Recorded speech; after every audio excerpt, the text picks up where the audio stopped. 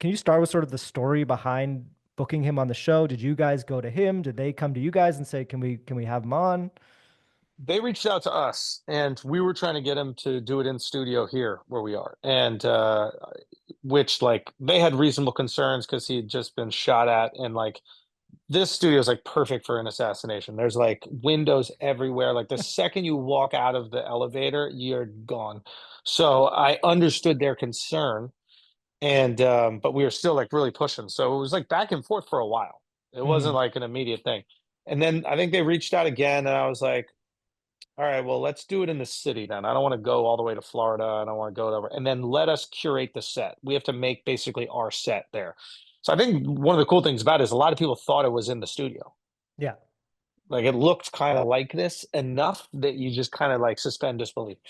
Um, yeah, and then we did it, and then it was just like great. Like no notes, no, you can't say this, no, you have to ask about that. Like none of just let's go. What were your goals going in? What did you want to accomplish with having him on? I had three things that I wanted to three things I wanted to talk to him about specifically. And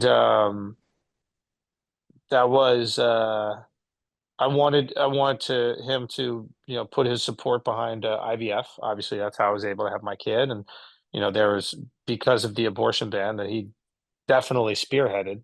Hmm. People were using that in certain states to also eliminate IVF.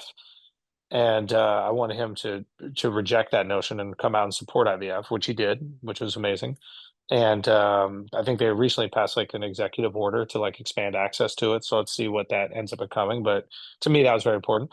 The end of the foreign wars for profit shit. Like I don't think that like American companies need to make millions of dollars off of like these proxy wars where, just there's some people just getting fucking mutilated. And then lastly, it was just like a pathway, some empathy, maybe a pathway to citizenship for illegals that are working here, not committing crimes, not doing any of that kind of stuff, but like the Yeah. people who Well, have that been one's not going so well. not at all, not at all. So so that was the objective going in there. Hmm. I mean also the objective going in there was like understand who he is as like a person. Like I spent a lot of time talking to his son, Dana White, and like just anybody else that I could to get a sense of like who he is as a man. Like what is he like when he's not performing or on? Like what is he as a human being? Yeah. And Do you that feel was like you saw that when you interacted with him in person? yeah, I felt like on the pod, I think we did the best of that, to be honest with you. Just like letting him talk about his kids and just kind of just like understanding like that relationship and just having the walls come down. I think it's so easy in interviews for like the walls to be up. Okay, who's trying to catch me? How are you trying to figure this out? How do we just let you know, hey, listen, we're just trying to meet you, and then eventually we're going to be telling you the things that are important to us, in America. And so yeah, that was the goal. And I did wrestle with it. It was like I understood by doing it, I'm politicizing myself. So now it's like you just these people are gonna fucking hate you for this reason. These people are gonna hate you for this reason. It's like politics is ugly, bro. It just fucking Yeah. sucks. I mean, you said before people thought of you or people thought you were this like MAGA comedian. And I think this probably adds to that, right? Having him on and is Of that course, has that of been course. hard to be seen that way? Or are you okay being seen that way now? You know what I've realized is like you got to have like one empathy for how people see you based on the way that we consume information now. Like what I thought was if I bring on people onto my podcast that I'm curious about, and I'm curious about all different types of people, right? That people would know, right? To be like, oh yeah, he has all these diversity in guests and beliefs, and he gives all these different sides the opportunity to talk, and it's not some gotcha shit. He's like genuinely trying to like understand their side and learn their positions. But the reality is, just your fans know that about you. In order to change perception of you, you have to go into their home. So you have to go outside of your pod. You have to go on other people's pods where you have completely different beliefs. And I didn't really get that until like this press run, to be honest, the importance of that, the value of that. It's like those people who have a certain perception of you based on like a headline or one like joke out of context, which I have empathy for. Like we're all guilty of doing that. Uh, they they're not going to come watch your pod to get a better idea of you. Hmm. Like you got to go to them for them to understand kind of who you are as like this 360 view of a human being. And Yeah.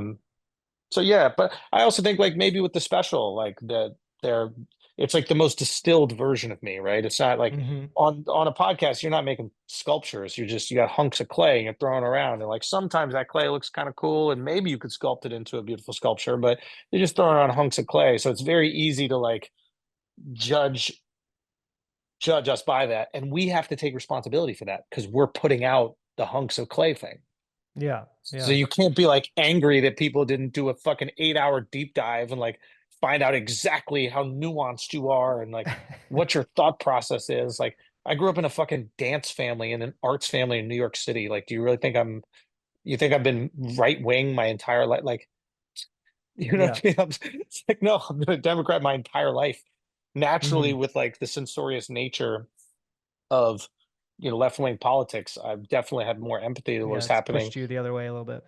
just on certain things, you know what I Hmm. mean? But like you have to understand, like as a kid, I was pushed left because of how censorious the right was. Hmm. You know what I mean? Hmm. Them waving their finger, don't use cuss words, and this Yeah. is too Don't listen to sexual hip and all this. hop and yeah. I'm like, yo, I want to be like the Democrats. They got girls sucking dick in the Oval Office. Like they were the cool, you know what I mean? They were cool as shit. They were Yeah. getting Yeah. pussy left and right, And and that's they really were changed. partying, and the music was fire, and the jokes were funny as shit. Like they were the Hmm. cool. And now it's like now it's the opposite. It's like the Republicans are getting pussy left and right. You know what I mean? They're the ones say the crazy jokes. They're the one, hey, music, do whatever the fuck you want to do. Like, and then the Democrats are a little bit more censorious. And they're like, this is going too far, which is the burden of being progressive. Don't get me wrong. It is the burden of being. It is a much harder thing to push us into progress, which we need. But Mm. this is why, like these conversations in sound bites, and the way I'm sure the headline you'll do for this won't do justice to the whole interview. Yeah, well, You it's, know, it's impossible to do justice to an hour-long interview in one headline, no matter what you do. But yeah, I think it's yeah, I know what you mean. I think our my politics is different from yours, even if you're not a full MAGA person. And so I think, but what was so interesting about the interview that you did with Trump and the reaction to it was that it had these very different takeaways from the two different sides. And this is something I think you actually talked about on the show as well. I think there was a lot of people on the right who were Trump fans who said this is so great. We're seeing him in this new light, and he's so look how great he looks and how human he looks and all that. And yeah, then there were sort of the people on the left who really latched on to some moments where it seemed like maybe you were making fun of him or sort of right, like catching him in these yeah, funny moments. There was the part where he says he's basically a truthful person and you it's laugh in hilarious. his face. That became a Kamala Harris ad on social media. What was your takeaway from that experience of seeing it Well, taken so differently from different sides? this is beautiful, and I do want to come back to like you said that our politics are different. I'm curious, like where you think that we differ, but but this is a perfect example of how like life is a Rorschach test. Are you familiar with the Rorschach test? Yeah, yeah, Okay, so it's just what you see. Like a lot of times we have to say, you have to see it to believe it. And that is the complete wrong statement. You have to believe it to see it. Whatever you believe, you will see. Simple as that. Like there's like a Mexican woman today who's going to see the fucking Virgin Mary in her like corn, and then yeah. she believes in that so much. She's like, oh my God, there it is. So when I saw both sides clipping the exact same things, saying, showing how amazing their candidate was because of it, I was like, oh wow, we did it. We did the perfect interview. Like we did like the right is like, this is amazing. Look how incredible he is. And the left is like, see, he's not amazing. He's not incredible at all. And it's the same interview. So I was like, whoa. Because what I thought was going to happen is we were going to do this interview and then we were going to get made radioactive and get shit on. But we were celebrated by both. So to me, it's just like you just see what you already believe or feel. Hmm. And Hmm. it's very hard to bring somebody from that position to another one. Yeah. It's very difficult. But Despite tell the me, different yeah, reactions, I just want to, despite the different reactions, you the experience of interviewing him made you say that you thought he was going to win in a landslide. I'm not sure whether you were being like 100% serious about that or No, no, not. 100%, 100% serious. Yeah. Like So it was it. Yeah, what made you think that from the it experience? wasn't the interview. It was the day it came out. Hmm. The day it came out, that's when I realized. And like Because, I was just in New York, and like I had a guy running on the West Side Highway just looked at me and he goes, "Mega." And this is like a guy in New God. York with no shirt on jogging, Yeah. right? You're like, Yeah. what the fuck? Like, you don't say that word in New York City. You're Yeah. a little concerned. You're like, but all these people kept on like giving me nods and stuff. First of all, like every doorman, like every working class dude, Hmm. Hmm.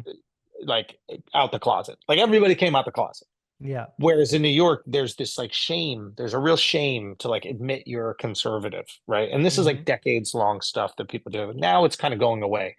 Definitely with the victory and seeing how unanimous it was, I feel like there's less shame. And even seeing how New York came like close-ish, like Yeah. I feel like there's Closer a little than bit, some other states. Yeah.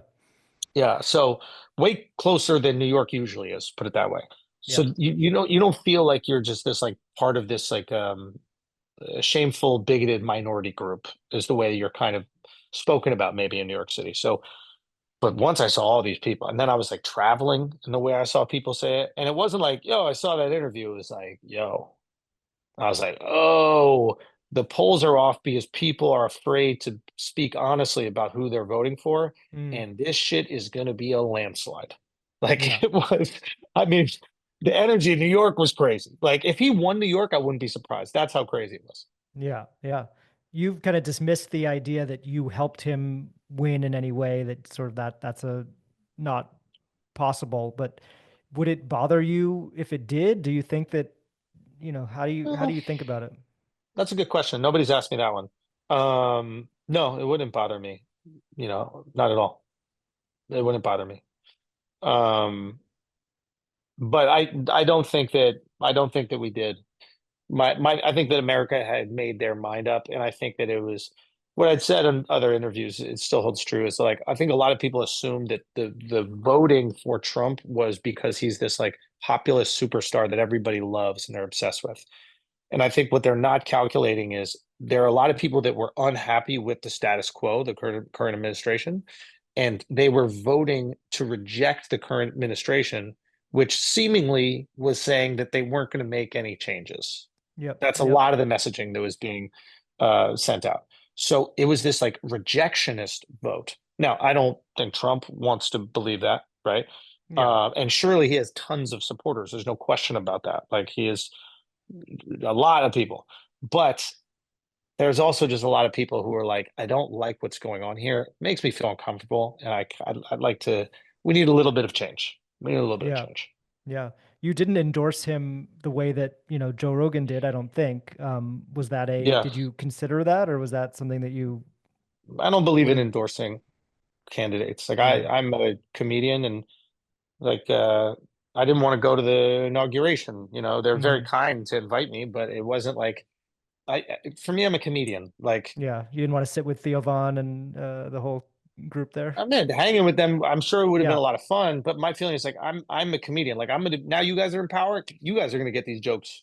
Hmm. You know what I mean? It's not like Yeah. You don't want to be I'm not seen as like part of the club the or part of tribe. the yeah. Yeah, like I like where I stand. Like if we offered Kamala to come on the pod as well, right? We offered every Democrat, and they all had something to do. But like if that interview helped Kamala become president, your same question, I Yeah. wouldn't feel guilty at all.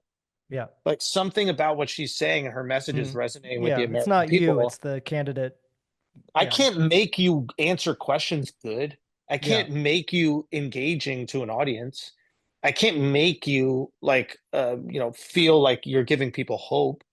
So I'm going to ask you things that I'm concerned about that are important to me. Because I feel if I don't take on that opportunity, I can't really complain that much about the administration. Like Mm. let's say they did get rid of IVF and I had the opportunity to sit down with the most powerful person on the planet and tell him how important it was to me. I'm not saying it swayed him in any way, but I could have. Hmm. I Hmm. could maybe. Yeah. So I would feel like now I'm just one of these people crying on the internet, but doesn't really do anything. I was actually in position to potentially influence somebody. Now I'm not saying I could influence Kamala or Trump, but I could at Yeah. least communicate Hmm. to them how Well, you have a important something platform is and to me. he obviously valued coming on your show and reaching your listeners. Yeah, yeah. So that to me is like that to me was I think the most important part of the decision making. It's like, a lot of people talk about I would never platform that person. It's like, yeah, but you don't have the opportunity. So nobody's really worried about what you think. Like once you're given the opportunity, let's see how you feel because you might feel really strongly about something and you will have the opportunity to talk to the most powerful person on the planet about it. Hmm. So let's see. And then not doing that, I think in a lot of ways is I don't know, it makes me feel like you don't really care that much about that issue that you say you care about.